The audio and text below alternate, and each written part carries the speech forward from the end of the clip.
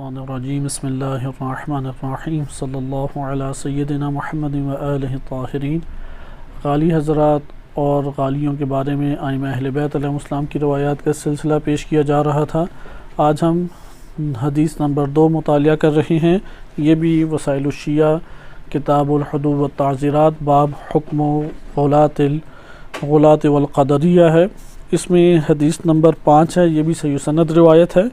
اس روایت میں ہشام بن سالم بیان کرتے ہیں کہ میں نے سمعت ابا عبداللہ علیہ السلام امام صادق علیہ السلام سے سنا، یقول وہ فرماتے ہیں، وَهُوَ يُحَدِّثُ أَصْحَابَهُ بِحَدِيثِ عبداللہ بن سبا، وہ عبداللہ بن سبا کے بارے میں امام صادق علیہ السلام اپنے اصحاب کو بیان فرما رہے تھے۔ وَمَا ادَّعَى مِنَ الرُّبُوبِيَّةِ لِأَمِيرِ الْمُؤْمِنِينَ، اور عبداللہ ابن سبا نے امیر المومنین علیہ السلام کے بارے میں جو ربوبیت کا دعویٰ کیا، ان کے رب ہونے کا دعویٰ کیا، اس کے متعلق امام صادق علیہ السلام اپنے اصحاب کو بیان فرما رہے تھے۔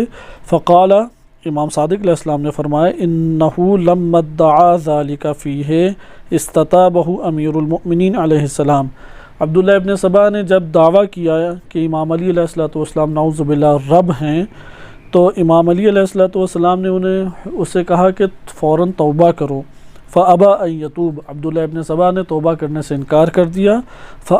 فاحرقہ بالنار، تو امام علی علیہ السلام نے آگ سے عبداللہ ابن سبا کو جلا دیا۔ صلی اللہ علی سیدنا محمد و آلہ الطاہرین۔